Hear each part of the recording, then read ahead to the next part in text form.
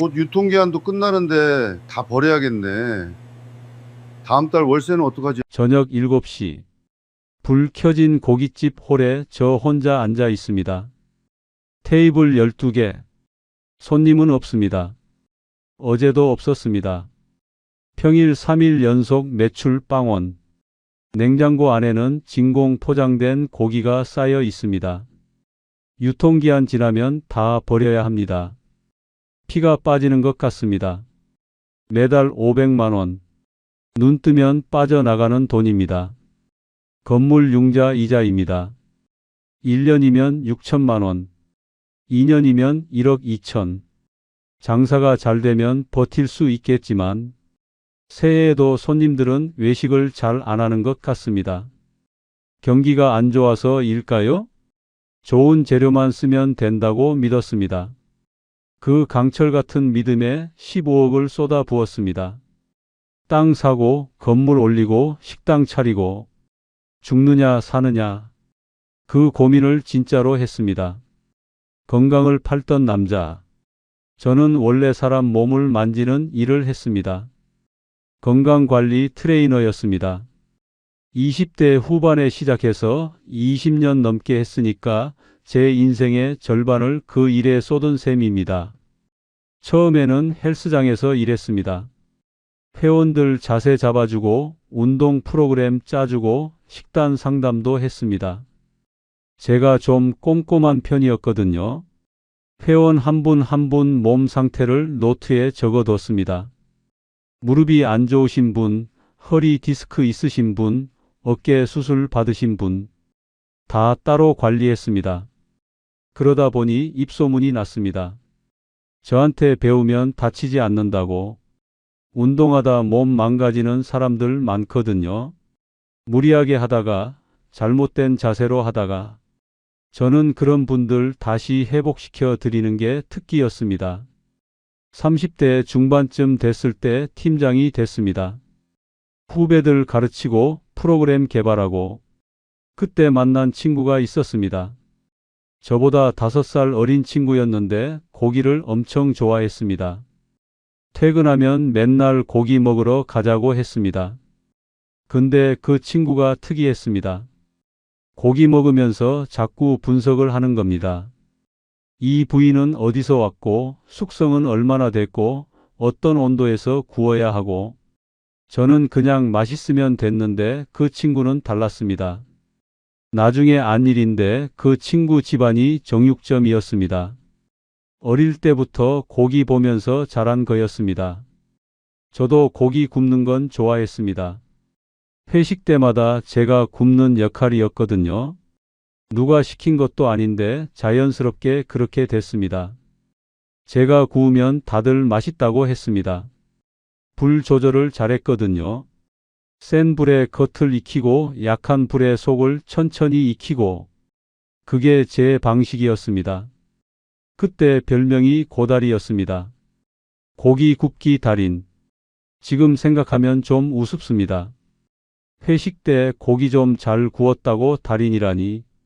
근데 그때는 그게 자신감이 됐습니다. 나는 고기를 안다. 고기를 잘 굽는다. 그 생각이 머릿속에 박혔습니다. 40대 들어서면서 제 일의 한계가 느껴지기 시작했습니다. 몸을 쓰는 일이다 보니까 체력적으로 부담이 오더군요. 젊은 트레이너들은 하루에 8시간, 10시간 뛰어도 끄떡없는데 저는 슬슬 허리가 아프고 무릎이 시큰거리고 내가 남 건강 챙겨주면서 정작 내 몸은 망가지고 있구나. 그런 생각이 들었습니다. 그래서 방향을 틀었습니다. 직접 몸 쓰는 것 말고 다른 걸 해보자. 그동안 쌓은 노하우가 있으니까 그걸 상품으로 만들어 보자. 건강용품 개발에 뛰어들었습니다. 지압용품, 운동기구, 의료 보조기구 이런 것들을 연구하고 설계하고 제조업체랑 미팅하고 법인 회사까지 차렸습니다. 처음에는 잘 됐습니다. 아이디어가 좋다고 했습니다. 현장 경험이 녹아 있으니까 실제로 쓸모가 있었거든요. 거래처도 생기고 매출도 났습니다. 직원도 뽑았습니다. 사무실도 얻었습니다. 근데 문제가 있었습니다. 저는 만드는 사람이지 파는 사람이 아니었습니다. 좋은 제품 만들면 알아서 팔린다고 생각했습니다. 세상이 그렇게 안 돌아가더군요.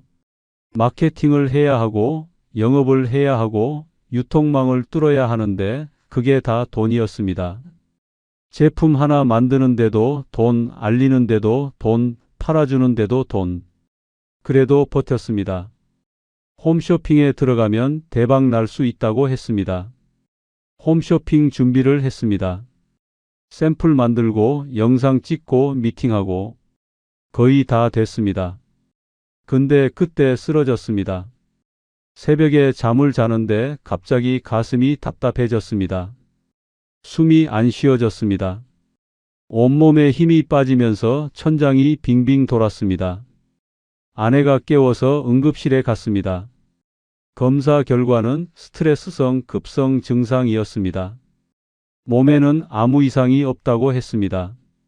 마음이 문제라고 했습니다. 충격이었습니다. 20년 동안 남의 건강 챙겨주던 사람이 제 마음은 못 챙겼습니다. 몸은 알겠는데 마음은 몰랐습니다. 그때부터 공부를 시작했습니다. 심리학 책, 뇌과학 책, 명상 관련 책, 마음이라는 게 대체 뭔지 알고 싶었습니다. 홈쇼핑은 물거품이 됐습니다. 제가 쓰러지면서 일정이 다 틀어졌거든요. 다시 준비하기엔 자금이 부족했습니다. 이미 투자한 돈이 많았습니다. 회사가 휘청거리기 시작했습니다. 그때 제 나이 53이었습니다. 아내와 어린아이 둘. 큰애가 8살, 작은애가 5살이었습니다. 늦둥이들이었습니다. 40 중반에 결혼해서 받은 선물 같은 아이들이었습니다. 밤마다 잠이 안 왔습니다. 거실 소파에 앉아서 천장만 봤습니다. 내가 뭘 하고 있나? 이러다 진짜 망하는 거 아닌가? 아이들 대학 보내야 하는데 노후 자금은 어쩌고? 머릿속이 복잡했습니다. 그러던 어느 날이었습니다.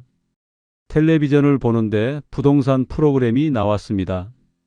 건물주가 나와서 말하더군요. 월세 받으면서 편하게 산다고. 땅은 배신 안 한다고. 건물 하나 지어놓으면 자식한테 물려줄 수도 있다고. 귀가 번쩍 뜨이더군요. 내 사업이 안 풀리는 건 제품이 나빠서가 아니라 시장이 어려워서다. 직접 뭘 만들어 파는 것보다 건물 지어서 세 받는 게 더 안전하지 않을까? 땅은 사라지지 않으니까. 건물은 망하지 않으니까. 지금 생각하면 그때 제 머릿속에 욕심이 피어오르기 시작한 겁니다. 내 능력으로 안 되니까 남의 힘을 빌리자. 땅의 힘, 건물의 힘. 그게 시작이었습니다. 경매 공부를 시작했습니다. 책 사서 읽고 강의 듣고 법원에 가서 실제로 입찰 현장도 봤습니다. 근데 쉽지 않았습니다. 경매는 발품을 팔아야 했습니다. 매물 나올 때마다 현장 가보고 권리 분석하고 시세 조사하고 제가 사업하면서 그걸 따라다닐 여유가 없었습니다. 그래서 생각을 바꿨습니다. 경매로 싸게 사는 것보다 그냥 땅 사서 건물 직접 올리자. 경매보다 돈은 더 들지만 확실하다. 내가 추진력은 있으니까 밀어붙이면 된다. 지금 생각하면 그게 화근이었습니다. 추진력이 있다는 게 무조건 좋은 건 아니었습니다. 모르면 멈춰야 하는데 저는 밀어붙였습니다. 시장조사 같은 건 안중에도 없었습니다. 그렇게 인천 동인천 쪽에 땅을 봤습니다. 전철역에서 걸어서 10분 거리. 나쁘지 않았습니다. 값도 적당했습니다. 여기다 건물 올리면 새 나가겠지. 그렇게 생각했습니다. 땅 계약을 했습니다. 융자를 끼고 인생 최대의 도박이 시작되는 순간이었습니다. 15억의 무게. 땅 계약서에 도장을 찍는 순간 손이 떨렸습니다. 내 인생에서 이렇게 큰 돈은 처음이었습니다. 물론 제 돈은 얼마 안 됐습니다. 대부분 융자였습니다. 은행 돈, 제2금융 돈. 이자만 잘 내면 된다고 했습니다. 땅값이 4억 정도 들었습니다.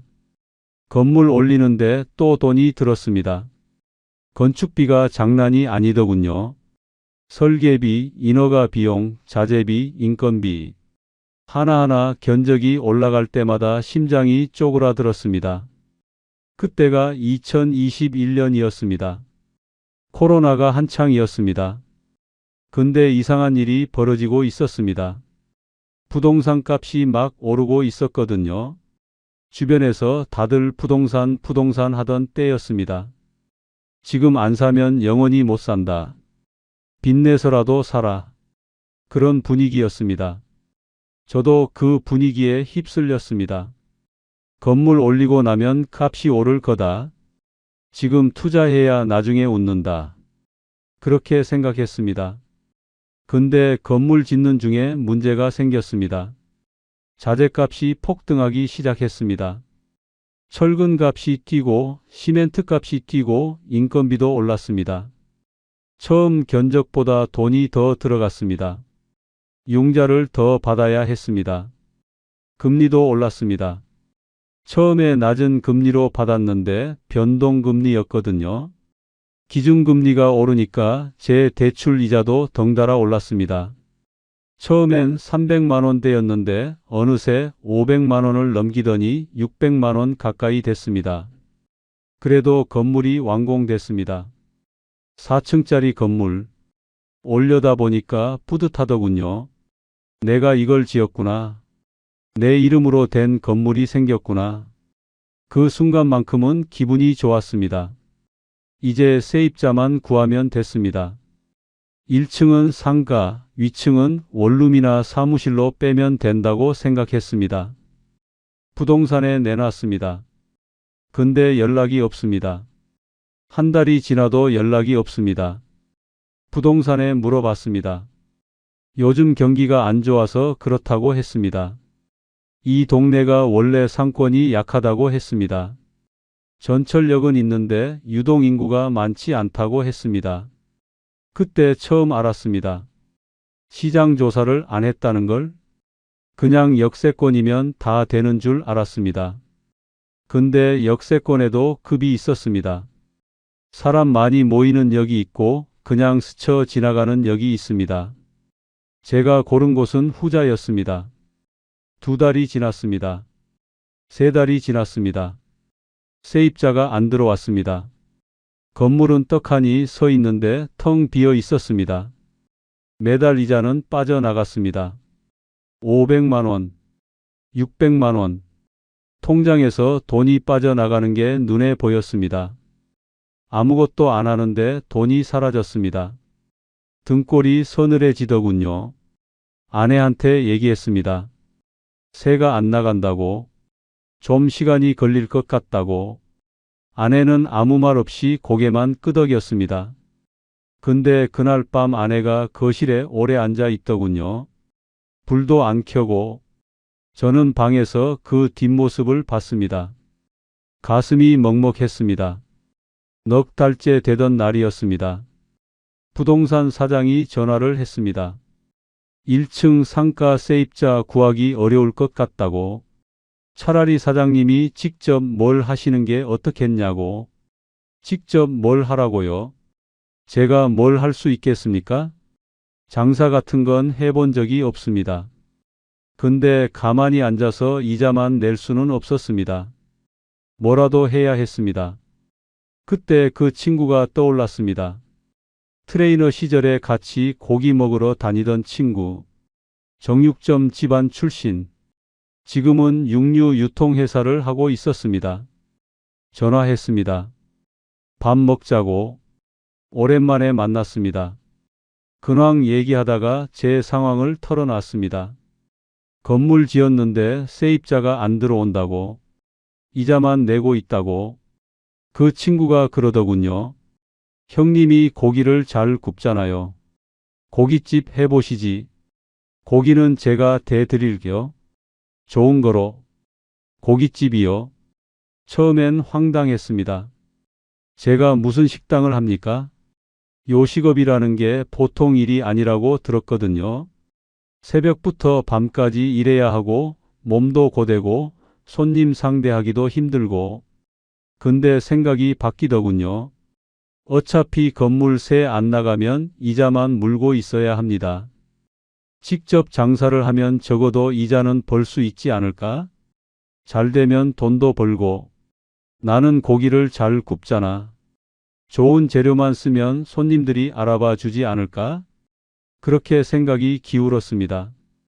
아내한테 말했습니다. 1층에서 고깃집 해볼까 한다고. 아내가 한참을 말이 없더니 물었습니다. 당신이 할 수 있겠어? 저는 고개를 끄덕였습니다. 할 수 있다고 했습니다. 해봐야 한다고 했습니다. 지금 생각하면 그게 두 번째 실수였습니다. 건물 지은 게 첫 번째 실수라면 거기서 직접 장사하겠다고 한 게 두 번째 실수였습니다. 근데 그때는 다른 선택지가 안 보였습니다. 밀린 이자가 눈앞에서 계속 커지고 있었으니까요. 인테리어를 시작했습니다. 또 돈이 들어갔습니다. 식당 인테리어가 그냥 되는 게 아니더군요.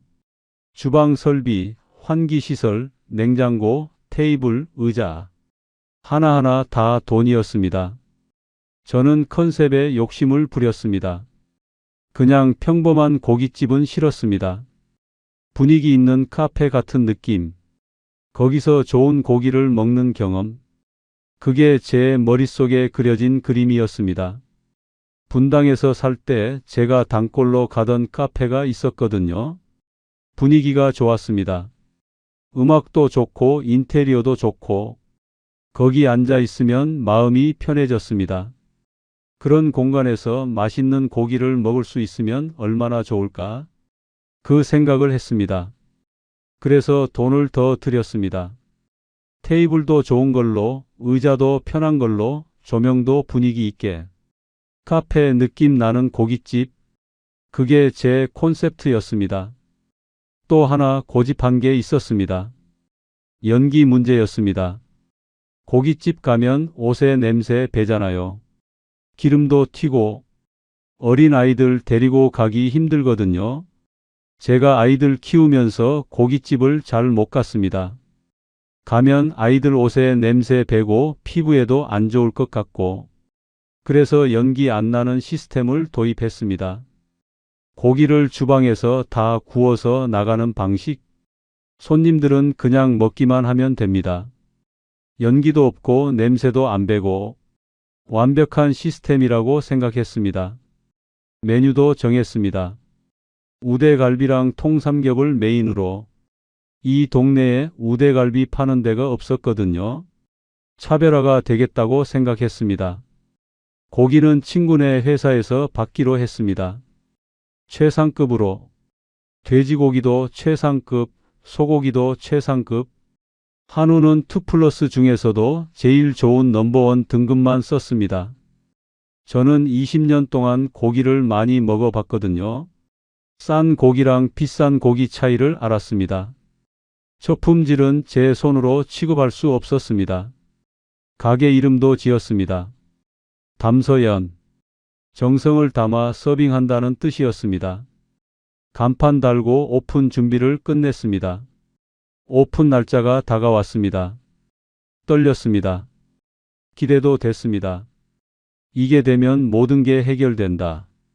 이자도 갚고 빚도 갚고 아이들 학원비도 내고 잘 될 거라고 믿었습니다. 2023년 봄이었습니다. 고깃집 담서연이 문을 열었습니다. 그때 제 나이 59이었습니다. 오픈빨의 함정. 개업 첫날이었습니다. 아침 11시에 문을 열었습니다. 연중 무휴로 가기로 했거든요.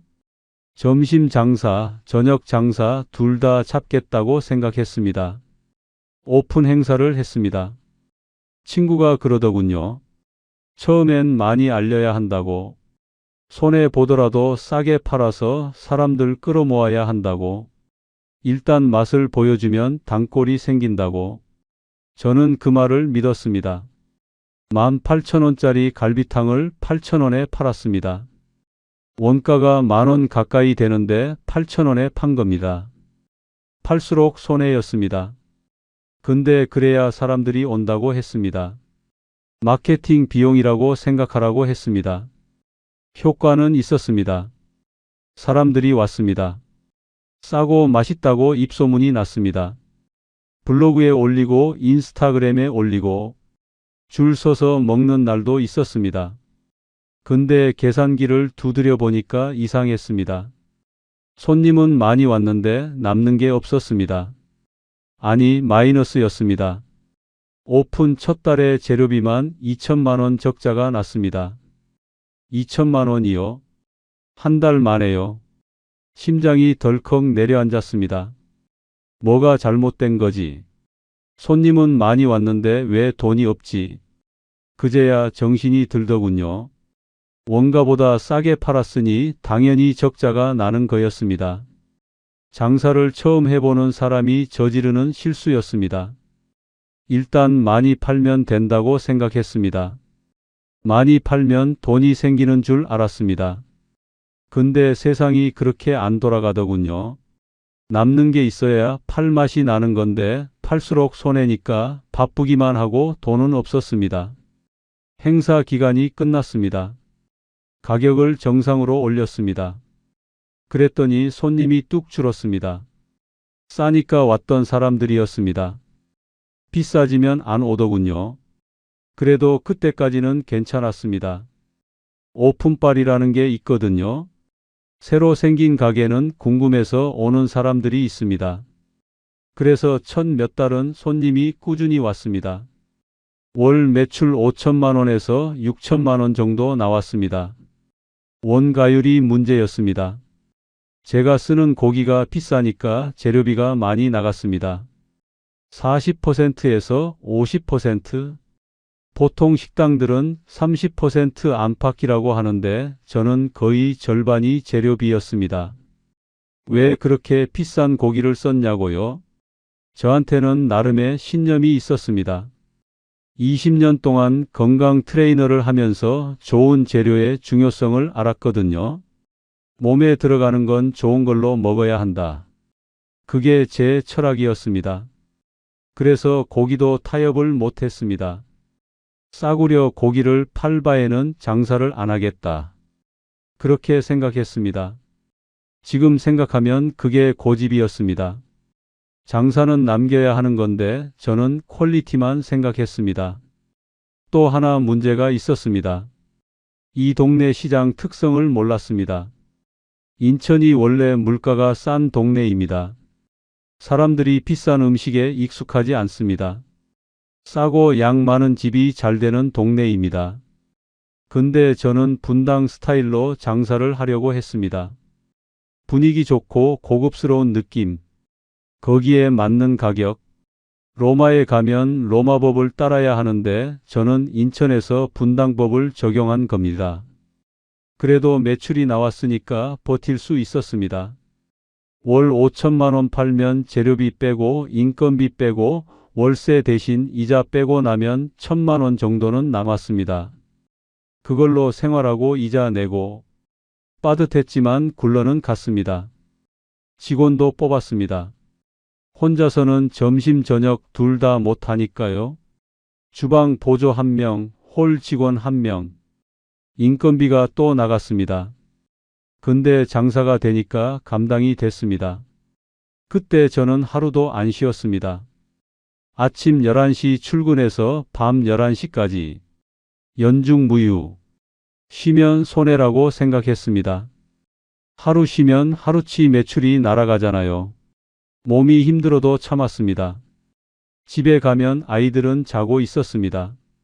아침에 눈 뜨면 아이들은 학교 가고 없었습니다. 얼굴 볼 시간이 없었습니다. 아내한테 미안했습니다. 애들한테도 미안했습니다. 근데 어쩌겠습니까? 돈을 벌어야 하니까.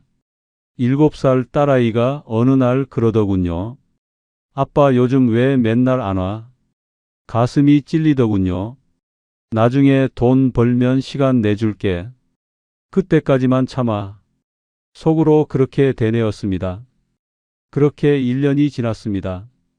몸이 한계에 다다르고 있었습니다. 운동 체력이랑 장사 체력은 다르더군요. 운동은 쉬면서 하는 거지만 장사는 쉴 틈이 없습니다.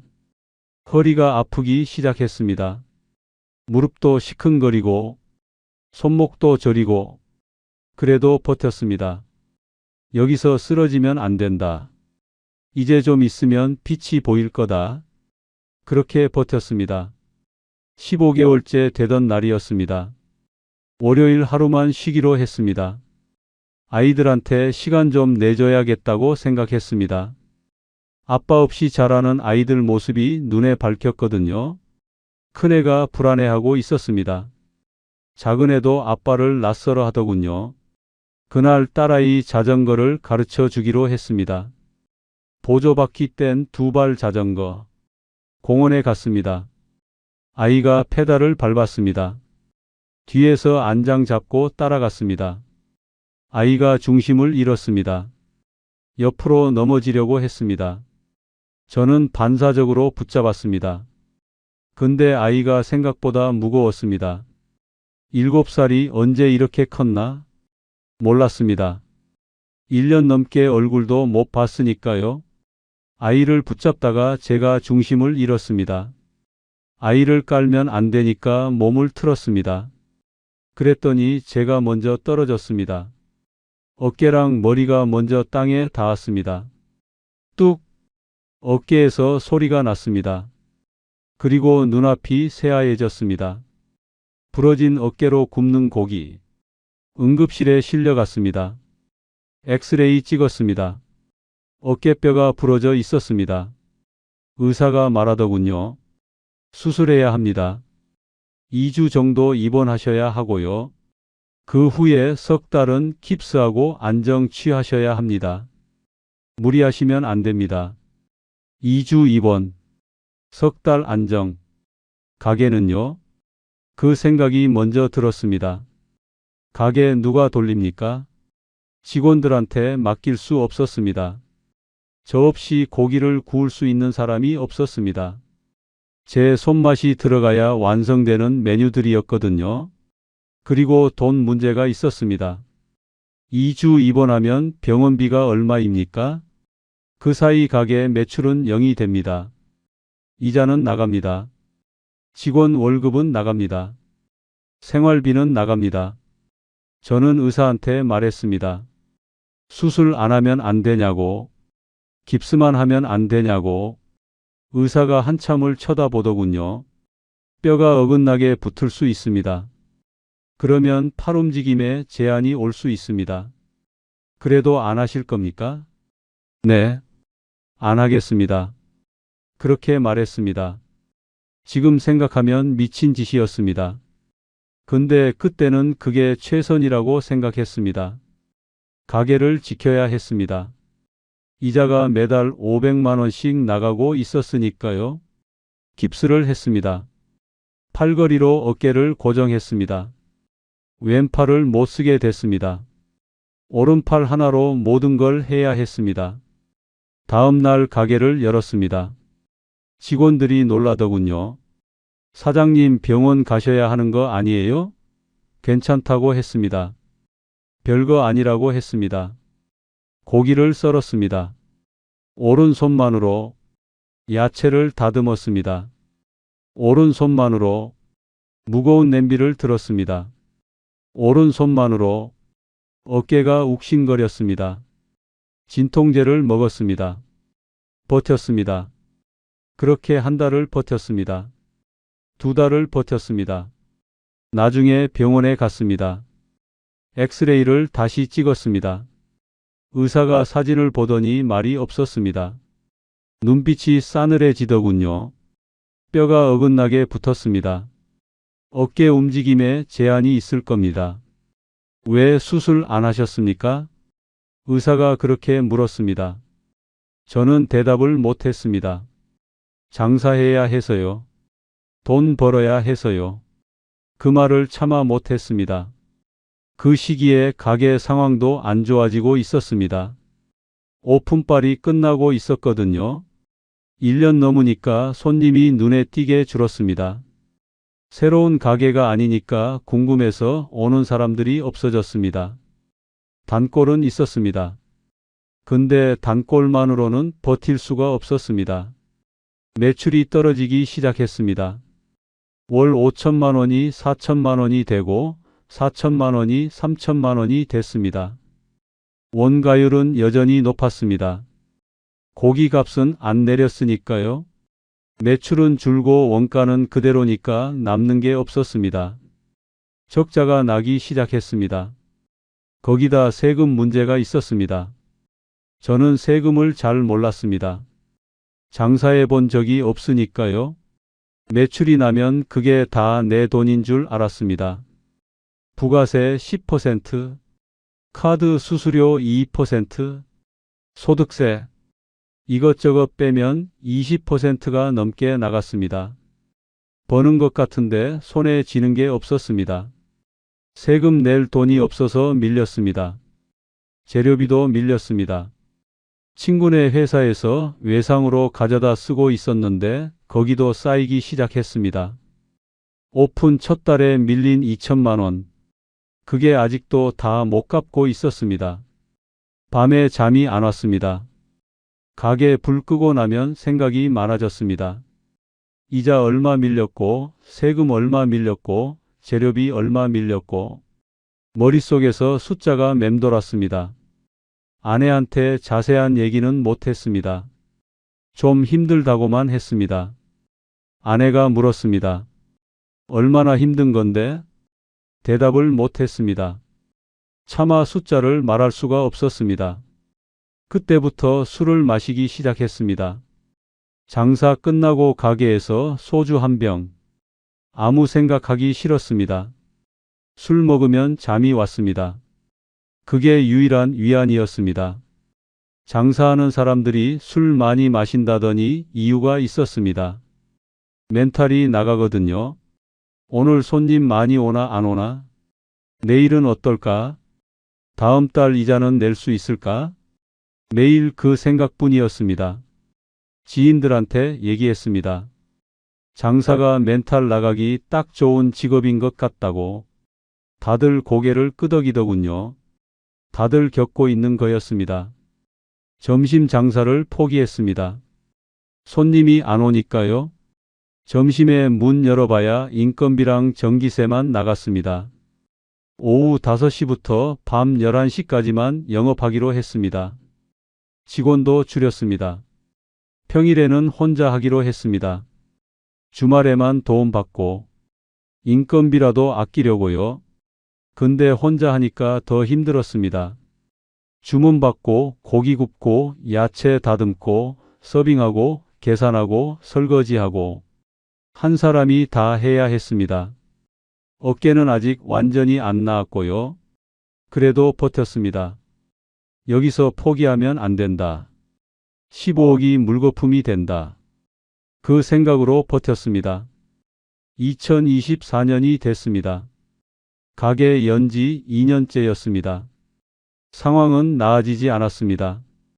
오히려 더 나빠졌습니다. 손님 없는 저녁, 2024년 겨울이었습니다. 유난히 추운 겨울이었습니다. 가게 문을 열었습니다. 오후 5시, 홀에 불을 켰습니다. 난방을 틀었습니다. 고기를 꺼내서 준비했습니다. 야채를 손질했습니다. 소스를 점검했습니다. 6시가 됐습니다. 손님이 없습니다. 7시가 됐습니다. 손님이 없습니다. 8시, 9시, 10시, 11시에 불을 껐습니다. 오늘 매출 0원. 그런 날이 생기기 시작했습니다. 처음에는 일주일에 한 번, 그러다 이틀 연속, 사흘 연속, 지난주는 평일 3일 연속 손님이 한 명도 없었습니다. 수요일 0, 목요일 0, 금요일 0, 기록을 세우고 있었습니다. 제 인생 최악의 기록. 냉장고를 열었습니다. 진공 포장된 고기들이 쌓여 있었습니다. 우대갈비, 통삼겹, 항정살, 다 최상급 고기들입니다. 유통기한 지나면 버려야 합니다. 피가 빠지는 것 같았습니다. 맛있는 고기인데 누가 좀 먹어줬으면 그 생각을 했습니다. 근데 손님이 없으니까 팔 수가 없었습니다. 버리는 날이 생겼습니다. 상한 고기를 쓰레기 봉투에 담았습니다. 손이 떨렸습니다. 이게 얼마짜린데? 이게 다 돈인데? 근데 어쩌겠습니까? 상한 걸 팔 수는 없으니까요. 제가 아무리 잘 준비해도 소용이 없었습니다. 손님이 안 오면 의미가 없었습니다. 좋은 재료, 좋은 레시피, 좋은 분위기 다 필요 없었습니다. 손님이 있어야 장사지 손님 없으면 그냥 망하는 거였습니다. 그때 깨달았습니다. 요식업은 종합예술이라는 걸. 맛만 좋으면 된다고 생각했습니다. 분위기만 좋으면 된다고 생각했습니다. 마케팅만 하면 된다고 생각했습니다. 아니었습니다. 다 완벽해야 했습니다. 맛도 완벽, 분위기도 완벽, 마케팅도 완벽, 가성비도 완벽, 위치도 완벽, 서비스도 완벽. 그래야 손님이 왔습니다. 하나라도 빠지면 안 됐습니다. 저는 맛에만 집중했습니다. 나머지는 등한시했습니다. 마케팅은 처음 몇 달만 하고 손을 놨습니다. 지쳤거든요. 몸도 힘들고 마음도 힘들고 매일 12시간씩 일하는데 또 마케팅까지 신경 쓸 여력이 없었습니다. 그게 화근이었습니다. 요즘 세상에 마케팅 안 하면 있는지도 모릅니다. 인스타그램에 올리고 블로그에 올리고 유튜브에 올리고 그래야 사람들이 알고 옵니다. 저는 그걸 안 했습니다. 아니 못했습니다. 가성비도 문제였습니다. 좋은 고기 쓰면서 싸게 팔 수는 없잖아요. 근데 이 동네 사람들은 비싼 고기 안 먹습니다. 10,000원짜리 삼겹살에 익숙한 동네에서 30,000원짜리 고기를 팔았습니다. 처음엔 궁금해서 오지만 2번, 3번 오지는 않습니다. 위치도 문제였습니다. 역세권이라고 해서 무조건 좋은 게 아니었습니다.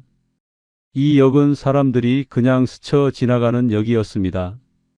목적지가 아니라 경유지. 내려서 밥 먹으러 오는 사람이 없었습니다. 뒤늦게 시장 조사를 해봤습니다. 주변에 고깃집이 몇 개나 있나 봤습니다. 30개가 넘더군요. 반경 500m 안에. 다들 저보다 쌌습니다. 저보다 오래됐습니다. 저보다 단골이 많았습니다. 왜 진작 이 조사를 안 했을까? 땅 살 때, 건물 지을 때, 가게 열기 전에 왜 안 했을까? 후회해도 소용없었습니다. 이미 15억이 묻혀 있으니까요.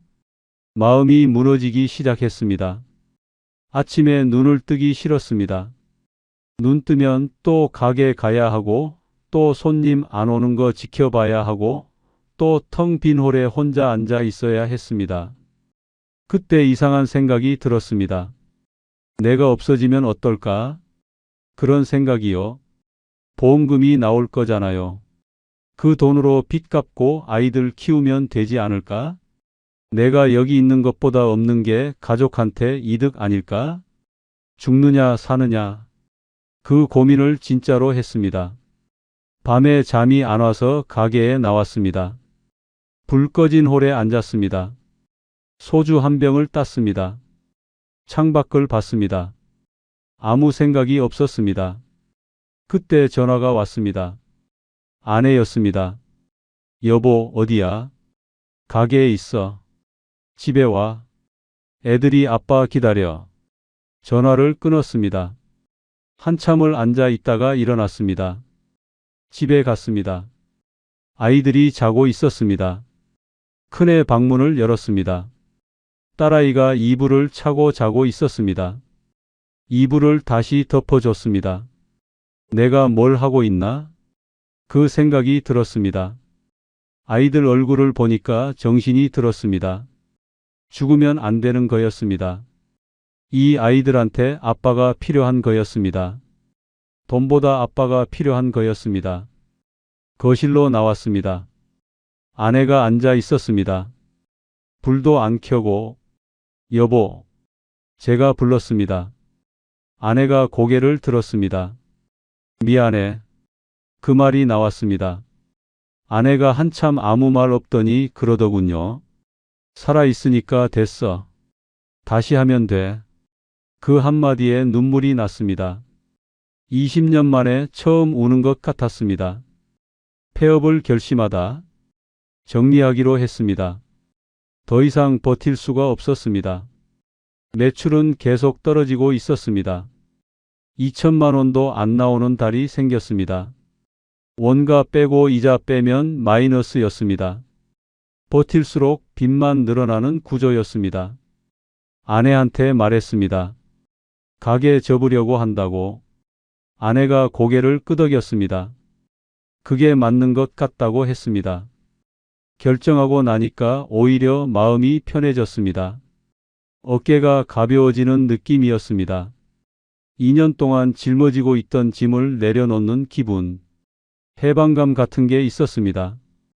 근데 현실은 달랐습니다. 가게를 접는 것도 돈이 들더군요. 인테리어 철거비, 원상복구비, 위약금, 나가야 할 돈이 쌓여 있었습니다. 그리고 빚이 있었습니다. 건물 융자, 밀린 재료비, 밀린 세금, 밀린 카드값, 다 합치면 얼마인지 계산하기도 싫었습니다. 건물을 팔아야 했습니다. 근데 시세가 떨어져 있었습니다. 2021년에 부동산이 최고점이었거든요. 그 후로 계속 내려왔습니다. 금리가 오르니까 부동산이 떨어졌습니다. 15억 들인 건물, 지금 팔면 12억 받을까 말까 했습니다. 3억이 공중분해 되는 겁니다. 융자 갚고 나면 남는 게 없었습니다. 아니, 빚이 남을 수도 있었습니다. 부동산에 내놨습니다. 매수자가 안 나타났습니다. 이 동네에 건물 사려는 사람이 없었습니다. 새 안 나가는 건물을 누가 삽니까? 가게는 계속 열어야 했습니다.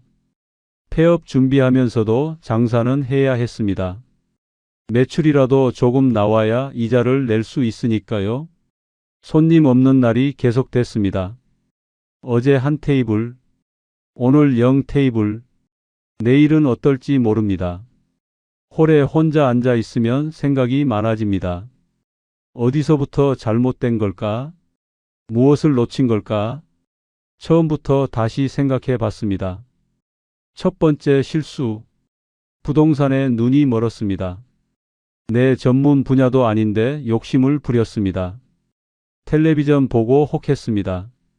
건물 지으면 세 받으면서 편하게 산다. 그 말에 속았습니다. 두 번째 실수. 시장 조사를 안 했습니다. 땅 사기 전에 이 동네가 어떤 동네인지 조사했어야 합니다. 유동인구가 얼마나 되는지, 상권이 살아있는지, 경쟁업체는 얼마나 있는지 다 알아봤어야 합니다. 저는 그냥 역세권이면 된다고 생각했습니다. 세 번째 실수. 새 안 나갈 때 직접 장사하겠다고 했습니다. 차라리 공실로 두고 버텼어야 합니다. 이자만 내면서 버티다가 세입자 들어오면 그때 시작했어야 합니다. 조급했습니다. 당장 이자 내야 하니까 조급해서 더 큰 구덩이로 들어갔습니다. 네 번째 실수. 내 고집을 꺾지 못했습니다. 좋은 재료, 좋은 분위기. 그건 제 욕심이었습니다. 손님 눈높이가 아니라 제 눈높이였습니다. 이 동네 사람들이 원하는 게 뭔지 몰랐습니다. 싸고 양 많은 고깃집. 그게 이 동네 정답이었습니다. 다섯 번째 실수. 마케팅을 손 놨습니다.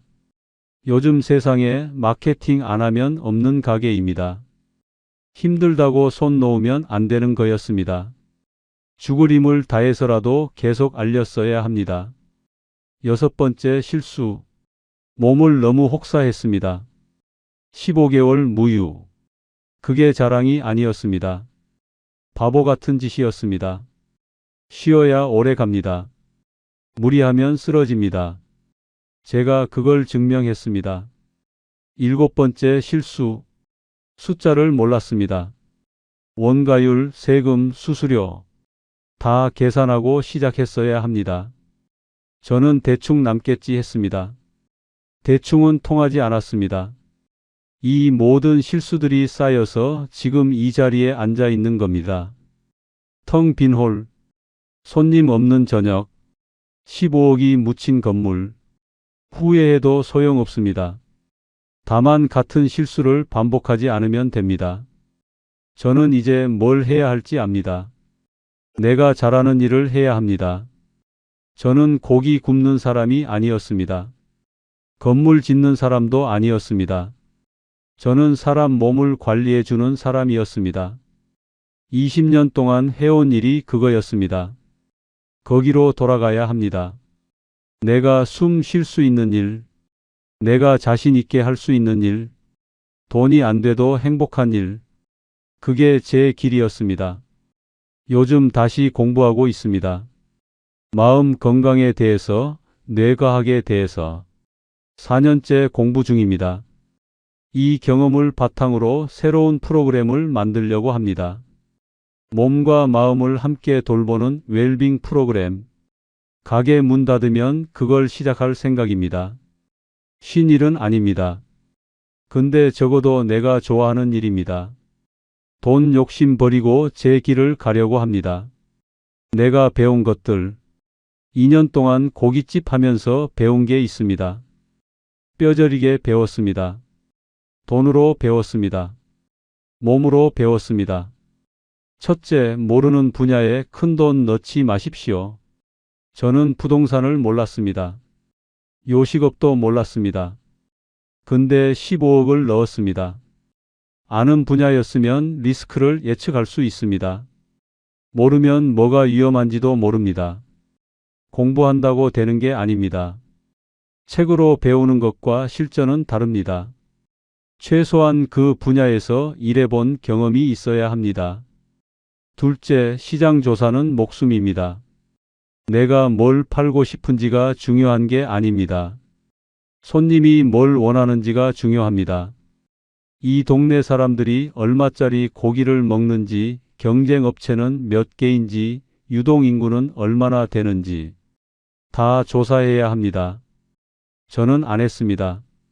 내 눈높이로만 생각했습니다. 그게 패착이었습니다. 셋째, 추진력이 항상 좋은 건 아닙니다. 밀어붙이면 된다. 저는 그렇게 살았습니다. 근데 모르는 길에서 밀어붙이면 낭떠러지로 갑니다. 멈출 줄도 알아야 합니다. 물어볼 줄도 알아야 합니다. 도움 요청할 줄도 알아야 합니다. 혼자 다 할 수 있다는 자만이 저를 망쳤습니다. 넷째, 원가 계산은 기본입니다. 재료비, 인건비, 임대료, 세금, 수수료 다 빼고 얼마 남는지 정확히 알아야 합니다. 저는 대충 남겠지 했습니다.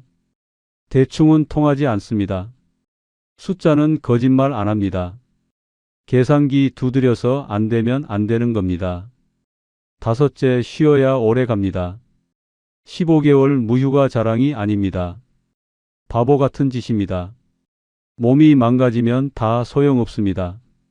제 어깨가 증거입니다. 어긋나게 붙은 뼈가 증거입니다. 쉬어야 합니다. 적어도 일주일에 하루는 쉬어야 합니다. 가족이랑 시간 보내야 합니다. 그래야 오래 갑니다. 여섯째, 가족이 가장 중요합니다. 돈 벌겠다고 아이들 얼굴도 못 봤습니다. 아빠 없이 크는 아이들을 방치했습니다. 그게 무슨 소용입니까? 돈 아무리 벌어도 가족이 무너지면 다 소용없습니다. 우선순위가 틀렸습니다. 일곱째, 손절할 때 손절해야 합니다. 안 되는 건 안 되는 겁니다. 더 투자하면 살아날 것 같지만 대부분 더 깊이 빠집니다. 이미 쓴 돈 아까워서 더 붓는 게 제일 위험합니다. 빨리 인정하고 빨리 정리해야 합니다. 저는 늦었습니다. 1년은 더 버텼어야 했는데가 아니라 1년 전에 접었어야 했습니다. 여덟째, 내가 잘하는 일을 해야 합니다. 고기 굽는 걸 좋아하는 것과 고깃집 사장이 되는 건 다릅니다. 취미와 직업은 다릅니다. 20년 해온 일이 있으면 그걸 해야 합니다. 새로운 분야에 도전하는 건 좋지만 전 재산 걸고 도전하는 건 도박입니다. 이게 제가 15억 주고 배운 것들입니다. 값비싼 수업료였습니다. 근데 이제라도 배웠으니 다행이라고 생각합니다. 더 늦었으면 더 큰일 났을 겁니다. 다시 시작하는 마음. 요즘 저는 매일 책을 읽습니다. 마음에 대한 책, 뇌과학에 대한 책, 가게 문 열기 전에 2시간씩 읽습니다. 이번 실패로 배운 게 있습니다. 마음이 건강해야 한다는 겁니다. 돈만 쫓다가 마음이 무너졌습니다. 죽고 싶다는 생각까지 했습니다. 그게 얼마나 무서운 일인지 아십니까? 다행히 살아 있습니다. 아내가 있고 아이들이 있습니다. 빚은 많지만 건강은 있습니다. 어깨가 좀 불편하지만 그래도 움직일 수 있습니다. 건물은 아직 안 팔렸습니다. 언젠가 팔리겠지요. 손해보고 팔더라도 정리해야 합니다. 그래야 다음으로 갈 수 있습니다. 가게는 조만간 문 닫습니다. 폐업 신고하고 정리하면 그 다음부터는 새 출발입니다. 새로운 프로그램을 준비하고 있습니다. 몸과 마음을 함께 돌보는 웰빙 프로그램. 제가 20년 동안 쌓은 노하우와 최근 4년간 공부한 것들을 합쳐서 만들 겁니다. 돈이 많이 들지 않습니다. 강연이니까요. 제 몸 하나면 됩니다. 시설 투자 필요 없고 재료비 필요 없습니다. 리스크가 적습니다. 처음부터 크게 하지 않을 겁니다. 작게 시작해서 조금씩 키울 생각입니다. 무리하지 않을 겁니다. 이번에 배웠으니까요. 자영업 어려운 분들 요즘 많습니다. 작년에 폐업한 자영업자가 100만 명이 넘는다고 하더군요. 저만 힘든 게 아닙니다. 다들 힘듭니다.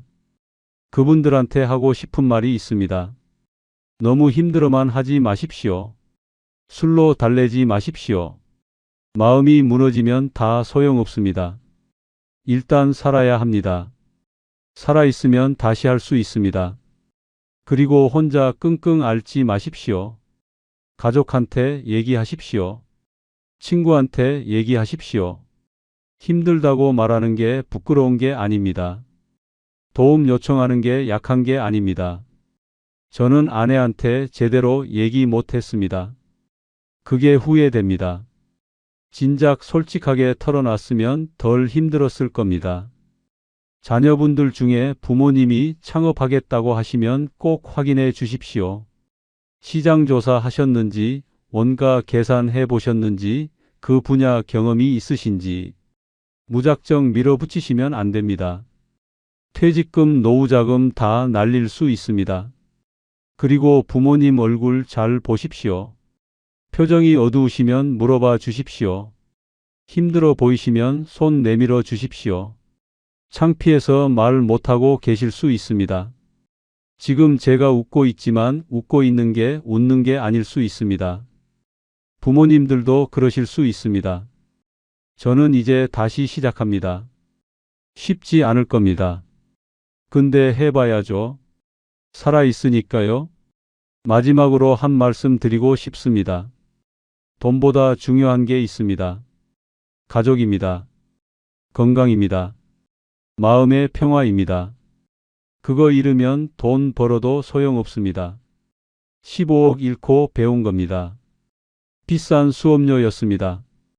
여러분은 저처럼 비싼 수업료 내지 마시길 바랍니다. 긴 이야기 들어주셔서 감사합니다. 혹시 비슷한 경험 있으신 분, 자영업 하시다가 힘드셨던 분, 댓글로 이야기 나눠주시면 힘이 될 것 같습니다. 서로 응원하면서 살아갑시다. 감사합니다.